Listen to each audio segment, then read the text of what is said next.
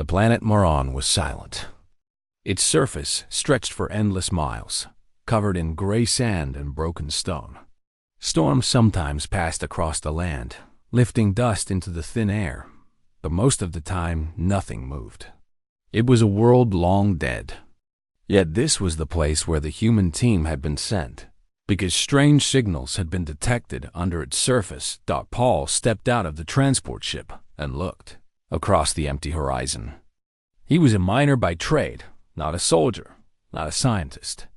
His work had taken him to many places before, but he had never seen a world so lifeless. Even the air felt heavy, as if the planet itself wanted no one to stay. Still, he joined the others. As they set up camp, the mission was led by Commander Rogan, a strong man with sharp eyes who believed every new world held something valuable. Beside him was Lena, the lead scientist, who carried a calm face but spoke with careful words. She was here to study the strange signals. Paul and a handful of other workers were hired to dig, lift, and help uncover whatever lay hidden. On the first day, the team spread across a wide valley. Scanners showed deep underground chambers, strange patterns of metal and stone buried under the sand. Paul and the workers began to clear the surface. As they dug, they uncovered objects that made the camp fall silent. Bones. But these bones were not human. They were long and twisted, some larger than any living creature Paul had ever seen. They looked like the remains of soldiers frozen in time. Around them were shattered weapons, rusted armor, and broken machines. The valley, it seemed, had once been a battlefield. The discovery filled the crew with unease. Some whispered that the dead were watching them. Others only stared at the bones and wondered how long they had been lying there. Lena worked carefully, recording every piece and warning everyone not to disturb too much at once. Yet Rogan only smiled with sharp excitement.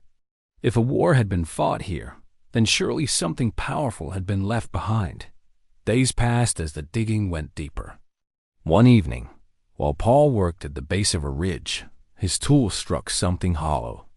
A sharp crack rang out, and the ground under him shifted. Dust rose as stones fell away, revealing a dark opening beneath. He called for help, and lights were quickly brought. What they saw stunned them all. The hole led into a massive chamber, hidden below the valley floor. Its walls shimmered faintly, and in the center ran a stream of golden liquid. It was not water.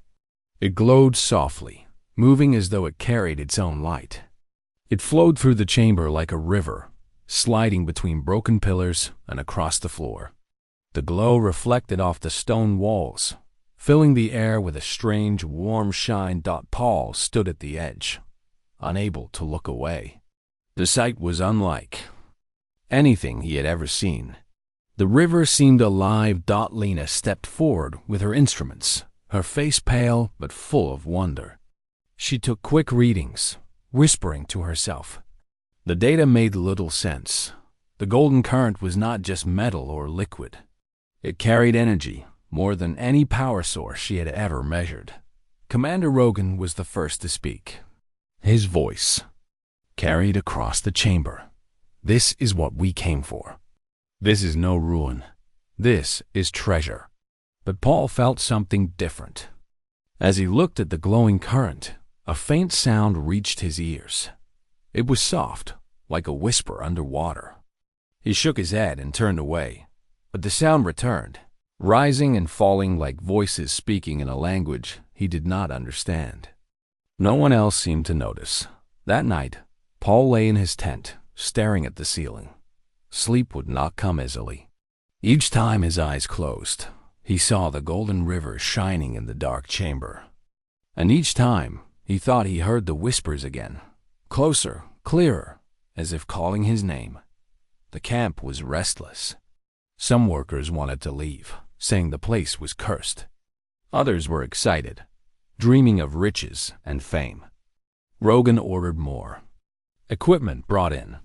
He wanted to dig faster, to open more chambers, to follow the river to its source.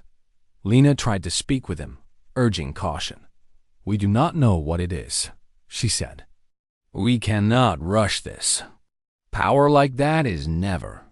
Simple, but Rogan only answered with a hard smile. "Power like that is why humanity came to the stars. We will not turn back now."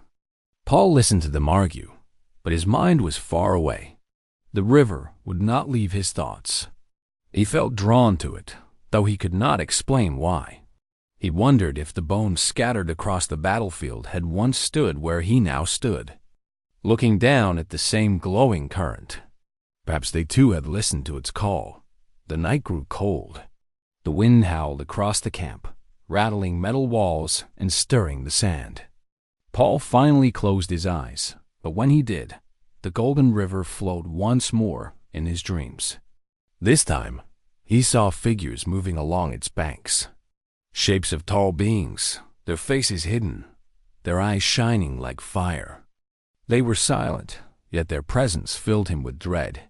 When he woke, sweat ran down his face. He sat up quickly and looked out across the dark valley. For a moment, he thought he saw movement among the bones that lay scattered in the sand.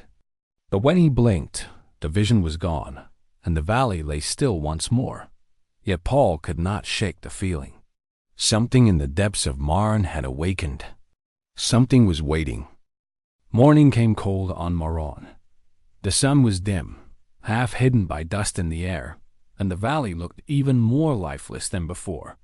Yet inside the human camp, there was noise and movement. Machines were running, lights were burning, and people were preparing for another day of digging. Paul moved slowly, his eyes heavy from the restless night. Dreams of the Golden River had not left him. He kept hearing whispers in his mind, though he could not understand them. He told himself it was only his imagination, but the unease stayed with him. Lena was already at the chamber where the river flowed. She had collected several small samples in sealed containers, and now she worked at a table covered with instruments. Paul watched her for a moment. Her hands moved carefully, almost gently, as though she feared even a drop of the golden liquid could cause harm. "This is not normal material," she said when Paul asked what she had found. "It is not just metal or energy. Look here." She showed him the readings on her screen. "It reacts like a living thing. It changes when we test it. It carries patterns, almost like a code." Paul frowned. "A code? Like a machine?" "Not exactly," Lena replied. "It is closer to the language of life itself, as if this river is both alive and not alive at the same time. It is unlike anything I have studied." Paul did not know what to say. The thought of a living river unsettled him even more. Before he could ask more, Commander Rogan entered the chamber with several workers. His boots rang on the stone floor, and his voice filled the air. "Good," Rogan said. "You are already working. I want more results. The river is valuable, and the sooner we understand it, the sooner we can use it." Lena's face hardened. "Commander, we must be careful. This may not be safe. It may not be meant for us." Rogan gave a short laugh. "Every discovery carries risk. Humanity did not reach the stars by turning away from power. This river could fuel entire fleets, light entire cities. Do you expect me to walk away from that?" Paul stood silent, but his stomach tightened. He remembered the bones lying across the valley, the broken weapons, the dream of shining figures by the river. He wanted to speak, but Rogan's sharp eyes kept him quiet. Later that night, Paul wandered near the chamber once more. The camp had grown quiet, and only the hum of machines filled the air. He looked down at the glowing current, its light flickering across the stone. The whispers returned, stronger now, clearer. They did not use words he knew, but somehow his mind felt their meaning. Promises, power, knowledge. Paul stepped back, quickly, shaking his head. He told himself he was only tired, only imagining things. But the feeling of being watched clung to him. The next morning, trouble came.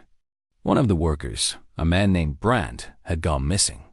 His tent was empty, and his tools were left behind. The camp searched the valley, and after hours they found him near the chamber, lying on the ground. His eyes were open, staring at nothing. His body was unharmed, but he did not move, did not speak. Fear spread through the camp. Some believed he had fallen sick. Others whispered that the river had taken him. Lena examined him with her medical tools, but she could not explain what had happened. His body lived, but his mind seemed gone. Commander Rogan grew angry. "We will not stop for one man," he said. "Keep working. The river is worth more than fear." But Paul could not forget Brandt's empty stare. That night, when he tried to sleep, he dreamed again. He stood at the river's edge, and the golden current rose higher, reaching for him. Figures stood in the glow, tall, thin beings with hollow eyes. They spoke in voices that shook the air, and though Paul could not understand their words, he felt the weight of their warning. When he woke, his hands were shaking. He stepped outside and looked across the valley. The bones scattered in the sand seemed different now, as if they no longer lay still. He thought he saw a skull turn slightly toward him, its empty sockets watching. He rubbed his eyes, but the image would not leave. The next day, Lena gathered the crew. She spoke firmly, her voice carrying across the camp. "Listen to me. This river is not a gift. It is a warning. The people who lived here before us tried to use it, and now they are nothing but bones. If we keep pushing, the same fate could come to us." Some workers nodded in fear, but Rogan's voice cut through like a blade. "Do not listen to fear. Do not listen to weakness. This is our chance, and I will not let it slip away. We continue." The camp was divided. Some followed Lena, uneasy and afraid. Others followed Rogan, driven by dreams of wealth and power. Paul stood between them, torn. He did not trust the river, but he also knew he could not simply walk away. Something in it had chosen him, though he did not know why. That evening, as darkness fell again, Paul sat outside his tent. The wind carried across the valley, and the whispers filled his ears once more. This time, he heard his name, clear, sharp, as if the river itself was calling directly to him. He closed his eyes, but he knew the truth. Whatever lived inside that golden current had awakened. The morning on Moran was quiet, but the camp was restless. The crew worked with heavy steps, and their eyes often drifted toward the chamber where the golden river glowed. Brandt still lay unmoving in a medical tent, breathing but without life in his eyes. No one spoke of him anymore, yet everyone remembered. Paul tried to keep his focus on his tasks, but his mind was not steady. Each night, the river called to him, and each morning, he woke with the same weight on his chest. It was as if something beneath the planet was watching through his own thoughts. That day, the digging went deeper into the ruins. The scanner showed a larger structure under the battlefield, and Rogan wanted it uncovered. He ordered Paul and several others to clear a wide section near the river's edge. As Paul dug through layers of stone, his tool struck something solid. At first he thought it was only more broken armor, but when the dust cleared, a great shape appeared. It was tall and curved, built of dark metal that still gleamed despite the ages. It looked like a statue, its form broad at the shoulders, its face hidden under a smooth mask. The workers stepped back in silence. The figure stood nearly twice the height of a man, and its arms ended in heavy shapes that could have been weapons or tools. It was no skeleton. It was a machine. Rogan pushed through the group, his eyes bright with hunger. "We have found it," he said. "A guardian of the old race. If it still works, it may hold knowledge of the river." Before anyone could answer, the machine's eyes lit with a dim glow. The sound of grinding metal filled the chamber as it moved for the first time in countless years. Dust fell from its body as its head turned slowly, scanning the humans standing. Before it the crew panicked. Some raised their weapons, others ran for cover. Rogan shouted for them to hold their ground. Paul stood frozen, his heart racing. The Guardian took one heavy step forward. The floor shook under its weight. Its gaze swept across the camp until it fell on Paul. For a long moment, the machine was still. Then, to everyone's shock, it lowered its weapon-like arm and stepped aside, as if granting Paul permission to pass. The silence in the chamber was heavy. Lena was the first to speak. "It chose him," she whispered. "It did not attack. It recognized him." Rogan's face twisted with frustration. "Nonsense. It is only scanning. It does not choose." Yet his voice lacked certainty. The Guardian stood still again, silent as stone, but its glowing eyes followed Paul wherever he moved. The crew kept their distance, whispering nervously. Paul felt his chest tighten. He had not asked for this. He did not want the attention of an ancient machine. It had watched him as if he carried some mark unseen by others till later that day. As Paul walked near the chamber alone, the Guardian moved again. It followed him with slow steps, always keeping a few paces away, never raising its arms. Paul tried speaking to it, though he knew it was useless. "What do you want from me?" he asked. The machine gave no answer, only silence. That night, Paul told Lena what had happened. She listened with a serious face. "It may be more than a machine," she said. "The old race built things we cannot understand. If it sees you as different, then you must be careful." "I do not want this," Paul said. "I did not ask for it." "Perhaps," Lena replied, "but it may not be your choice. Something about you draws the river, and now the Guardian. They are connected." The thought kept Paul awake again. Dreams came, filled with visions of the golden current, of figures standing along its banks, of machines lined in rows like soldiers. In the dreams, the Guardians bowed as he passed, yet their faces held no kindness, only duty. When dawn came, the camp was shaken once more. A second Guardian had been uncovered during the night. This one, too, awakened when touched by light. But unlike the first, it raised its weapon arms and moved against the workers. Screams filled the chamber as men scattered. Rogan shouted orders, weapons fired, but the machine's armor was too strong. Blasts only scorched its surface. It swung its heavy arm, sending crates and tools flying. Then, as it advanced toward the camp, the first Guardian stepped forward. It placed itself between Paul and the raging machine. The two constructs faced each other in silence. For a breathless moment, no one moved. Then, with a force that shook the chamber, they collided. Metal struck metal. Sparks lit the air.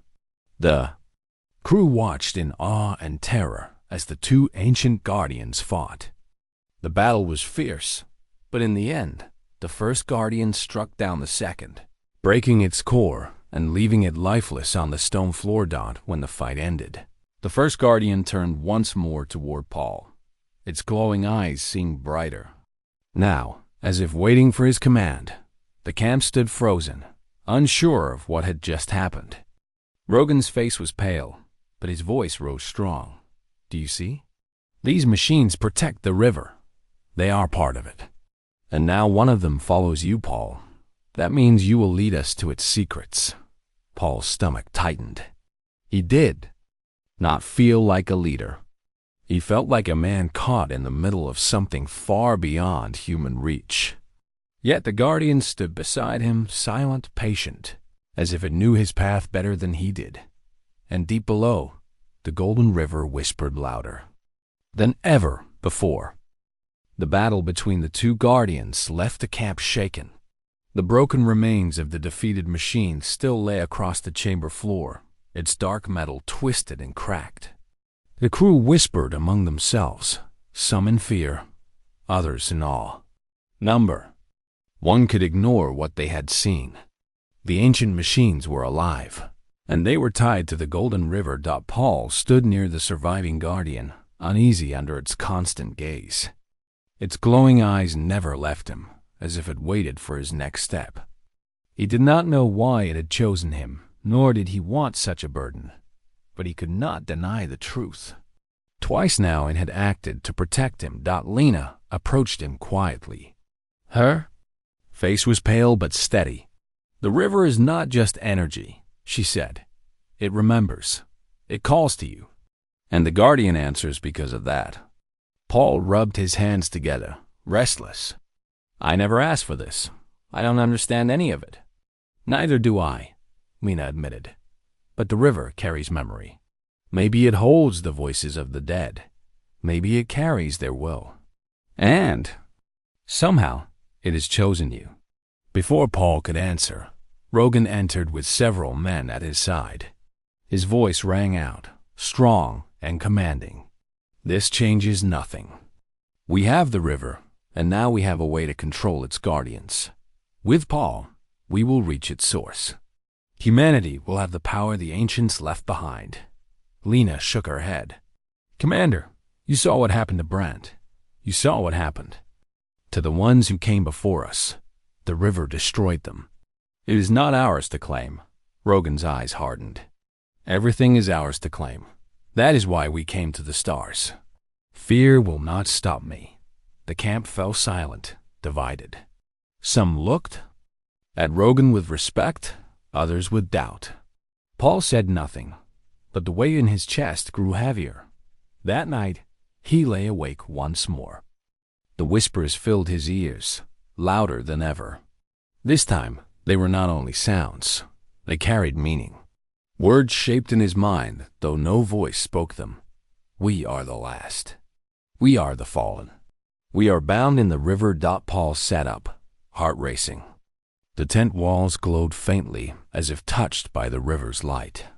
He closed his eyes, and in an instant, the dream took him. He stood at the bank of the golden river. Around him stretched a vast hall, endless and bright. Tall figures stood on the other side, their forms shifting like shadows made of light. Their eyes burned with sorrow. Their voices joined together as one. Paul saw visions pour into his mind. He saw the old race, once strong and proud, standing before the river as his people now did. They bent its power into their machines, into their weapons, into their cities. The river gave them strength, and for a time, they believed themselves unstoppable.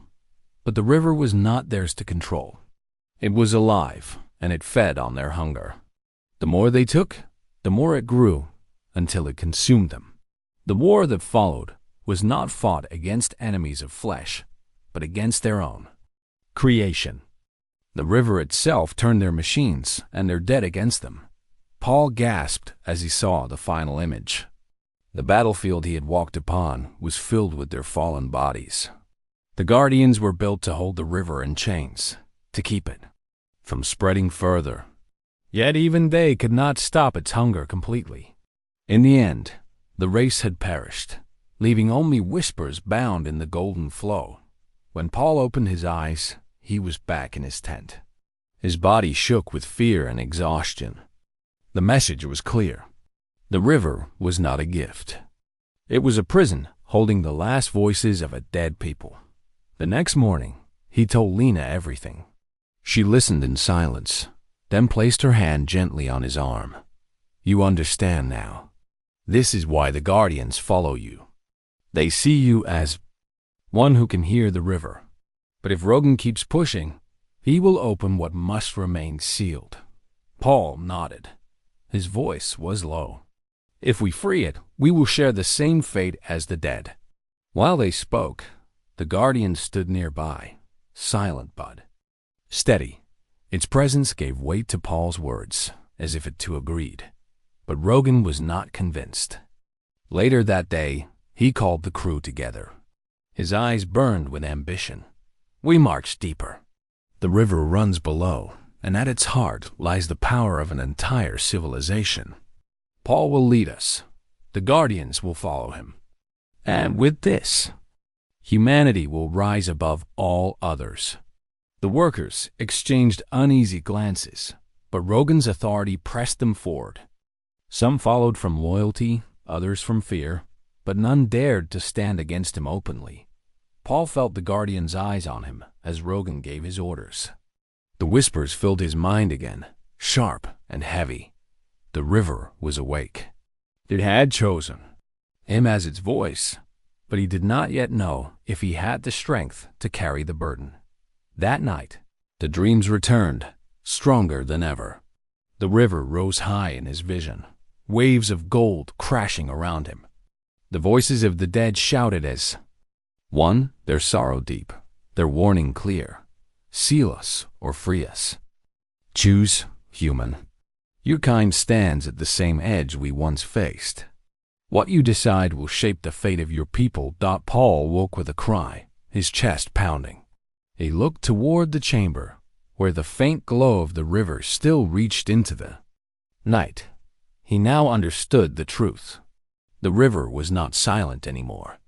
It was speaking through him, and time was running out. The camp on Moran no longer felt united. Some followed Commander Rogan, who pushed them to dig deeper, while others listened to Lena, who begged them to stop before it was too late. The golden river glowed below, silent but alive, and Paul felt its whispers in every breath. Each morning, Rogan's orders grew harsher.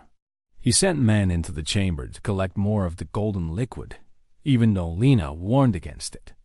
The workers carried sealed containers back to the surface, but more than once, the liquid shifted inside the glass as if it were alive. Some men refused to touch it. Others obeyed, their eyes filled with greed, already dreaming of riches. Paul kept close to Lena, but the guardian always stayed close to him.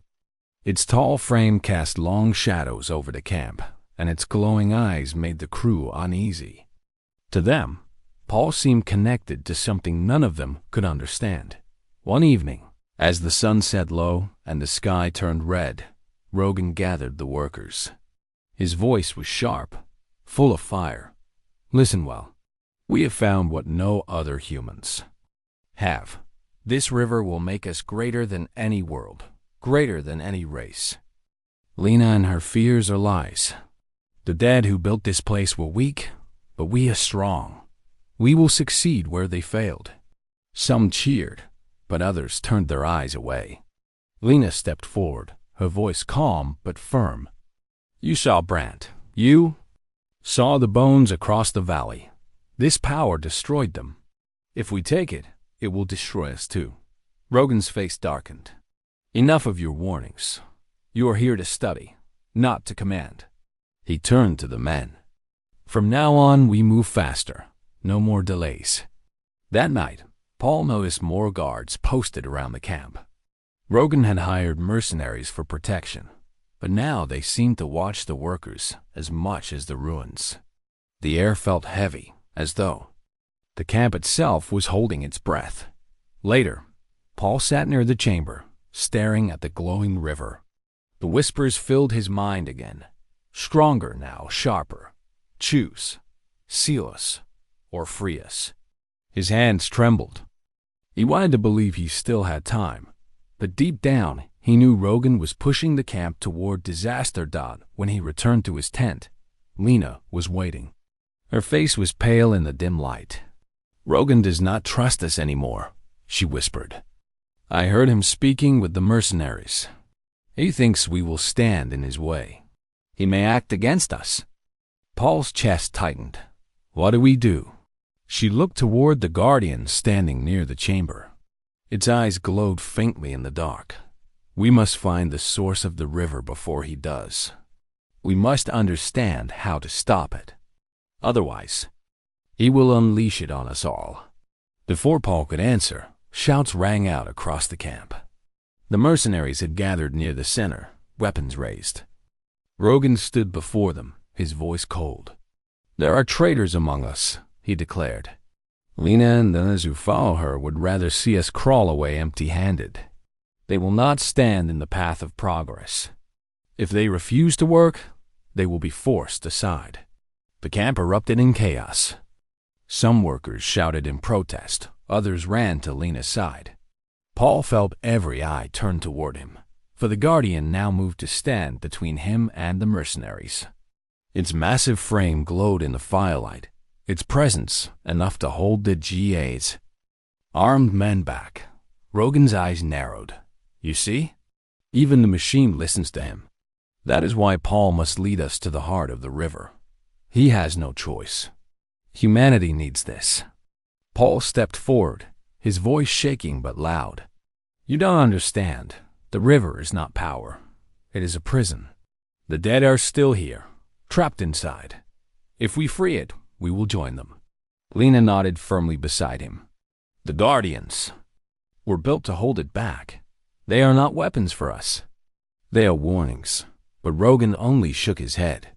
His ambition burned too deeply. You are afraid. I am not. I will not let fear decide our future. He raised his hand, and the mercenaries moved forward. The workers cried out, some struggling, some trying to flee. The camp turned into chaos. The guardian beside Paul lifted its arms, its glowing eyes brightening. The mercenaries froze, unsure if they should fire. For a long moment, the standoff held. Then Rogan lowered his hand and gave a sharp order. Hold. We do not waste men. Tomorrow, we march into the depths. Paul will lead us, whether he agrees or not. The night that followed was filled with fear. The camp was split in two, divided by ambition and caution. Some whispered of leaving in secret, but the mercenaries' patrols made escape impossible. Others spoke of fighting back, but without weapons, they stood no chance. Paul lay awake, staring into the dark. The whispers of the river filled his thoughts, louder than ever. The voices of the dead pressed against his mind, sorrowful and unyielding. Do not let him free us. Do not let him break the seal. He turned his eyes toward the guardian standing outside his tent, its silent figure unmoving. He wondered if it waited for him to decide, or if it already knew what choice he must make. In the distance, the golden glow rose faintly from the chamber, as if the river itself was watching. Morning came with heavy silence. The camp was divided, and everyone knew it. Commander Rogan stood tall, his eyes burning with ambition, while the mercenaries at his back held their weapons ready. No one dared to resist openly. The golden glow from below called to them all, stronger than ever, as if the river itself wanted them to step closer. Paul felt sick as Rogan ordered the workers to gather. Today, Rogan declared, we reach the source. The heart of the river lies below, and we will claim it. No more waiting. Lena moved close to Paul, whispering, this is the moment. If he reaches the source, everything will be lost. Paul nodded, but his legs felt heavy. The whispers of the dead were louder now, pressing into his thoughts like waves. He heard fragments of voices, warning, pleading. The seal must hold. Do not open the heart. The group began the descent into the ruins. The tunnels were darker now, the walls lined with faint symbols that glowed weakly, as if warning them not to go further. The air grew colder the deeper they went, and some workers shivered, clutching their tools like weapons. The guardian walked beside Paul, its glowing eyes steady. Its presence gave him courage, even as fear gnawed at his chest. Rogan kept glancing at the guardian, his lips tight with frustration. He wanted control, but he knew he could not command the machine. At last, they reached a great door deep beneath the chamber. It was carved from black stone, covered in golden markings that pulsed faintly like a beating heart. The whispers in Paul's head grew louder, nearly overwhelming. His knees weakened, and he had to steady himself against the wall. Rogan stepped forward, eyes wide with greed. This is it, the source. Beyond this door lies more than any human has ever dreamed. He turned toward Paul. You will open it. Paul shook his head slowly. I cannot. It was sealed for a reason. Rogan's voice hardened. You will open it, or I will see Lena and the others pay the price. Gasps rose from the workers. Lena's eyes locked on Paul's. She did not speak, but her look was enough. She would not want him to give in, no matter what Rogan threatened. The Guardian suddenly stepped forward, placing its massive hand against the stone door. The golden symbols pulsed brighter, responding to its touch. The ground trembled, dust falling from the ceiling. The mercenaries raised their weapons, but none dared to fire. The door did not open. Instead, a voice filled the chamber, not from any throat, but from the walls themselves. It was deep, layered, filled with sorrow. Turn back. The seal must not be broken.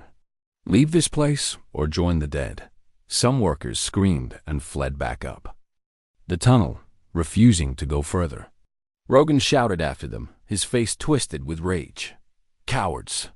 You will miss your chance at greatness. Paul's heart pounded. He looked at the Guardian, then at Lena.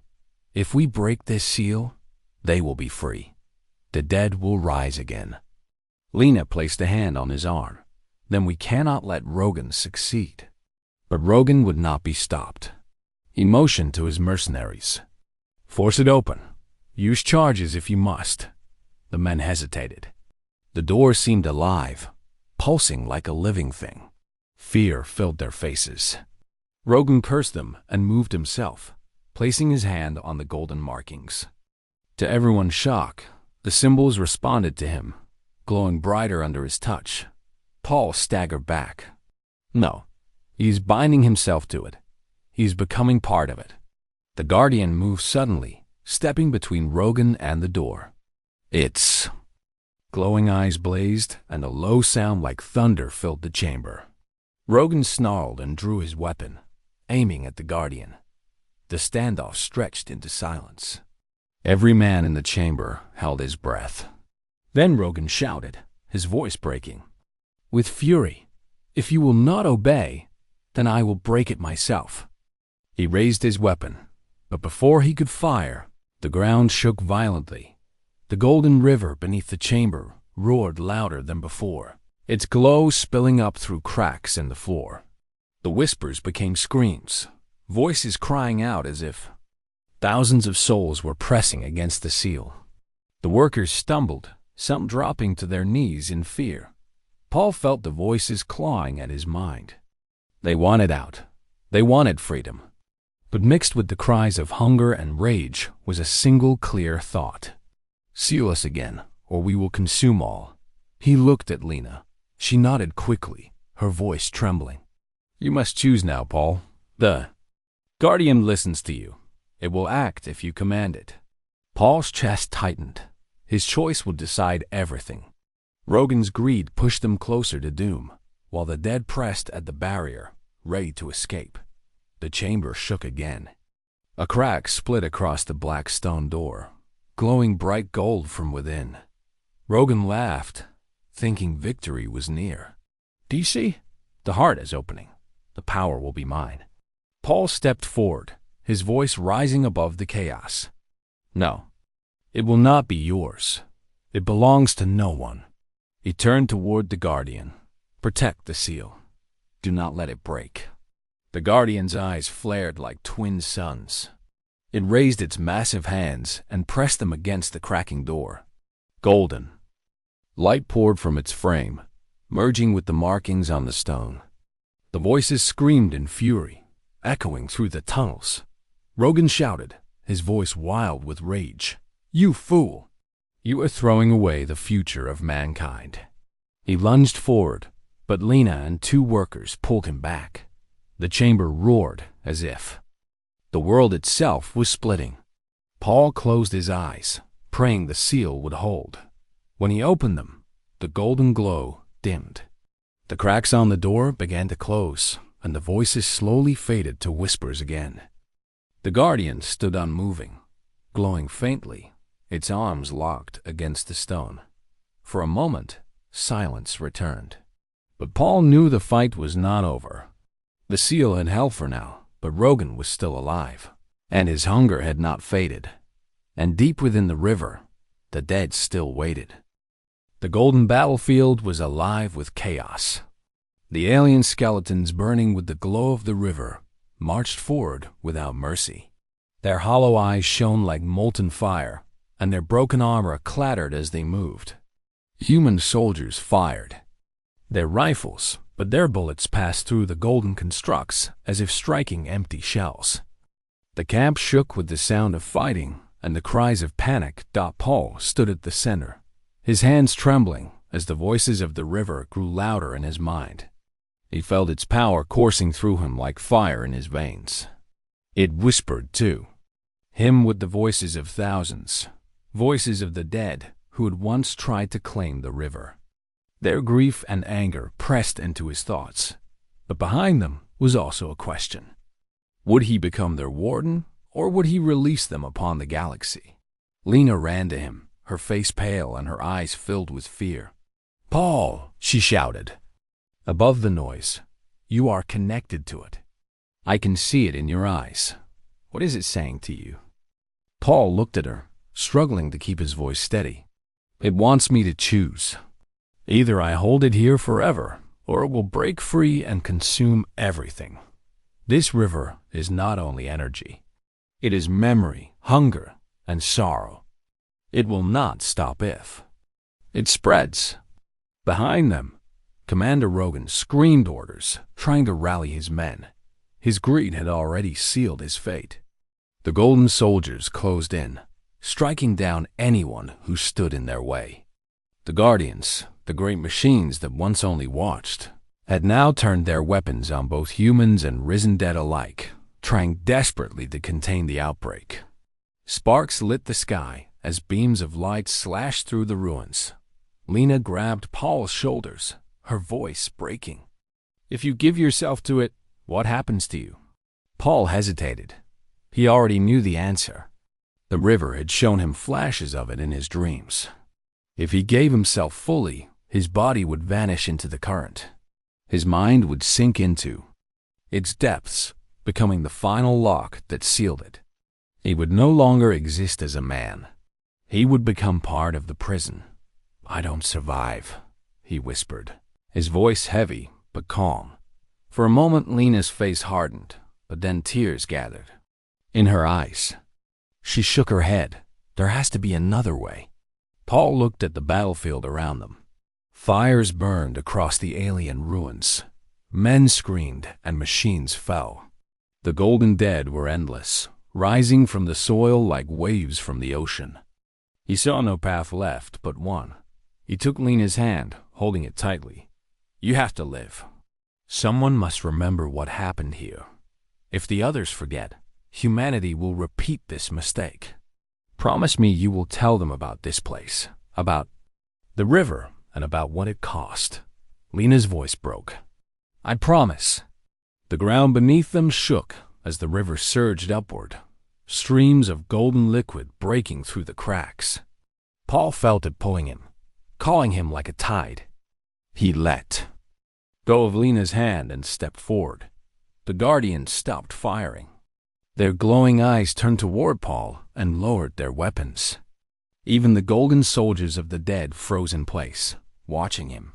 The entire battlefield fell into an unnatural silence. Paul stood at the edge of the fissure, the golden current, swirling like a living sea. He turned his head once more, meeting Lena's eyes. There was fear in hers, but also pride. She nodded, though tears ran freely down her face. With steady steps, Paul walked into the river. The golden light wrapped around him, rising up his arms and chest. He gasped as warmth and fire filled him, but he did not resist. He let the river take him. His form shone brighter and brighter until it was hard to see where he ended, and the current began. The voices in his head grew louder, then clearer. They no longer screamed or whispered. They thanked him. The ancient dead, who had been trapped for centuries, finally found peace in his sacrifice. The fissures began to close. The golden liquid sank back into the earth, sealing itself once more. The skeleton soldiers crumbled into dust, falling silently to the ground. The guardians powered down and stood motionless, their duty complete. The battlefield was still. Only the humans remained, shocked into silence. Lena fell to her knees where Paul had stood, staring at the now quiet earth. Her hands clenched the soil, and she whispered his name, though she knew he was gone. Around her, the surviving crew looked on with heavy faces. Even Rogan, who had wanted the river for himself, could only stand in defeat. His greed turned to ashes. Lena rose slowly, wiping her face. She turned to the others. "We leave this place. No one touches the river again. Paul gave everything to keep it sealed. If we disturb it again, we betray his sacrifice." No one argued. Days later, their ship left the planet Maran behind. From orbit, the world looked quiet, its surface scarred but calm. Deep beneath, the river flowed in silence, locked away by the will of one human. In her quarters, Lena began to record her report. She spoke of the Golden River, the dead who once walked, and the choice one man made for all of humanity. She ended with Paul's name, making sure it would be remembered. "Let his story remind us," she said into the recorder, "that not all power is meant to be taken. Sometimes the strength of humanity is not in what we gain, but in what we choose to let go." The record would travel across human space, carrying Paul's memory far beyond Maran. And though his body was gone, his spirit flowed forever in the Golden River beneath the dead.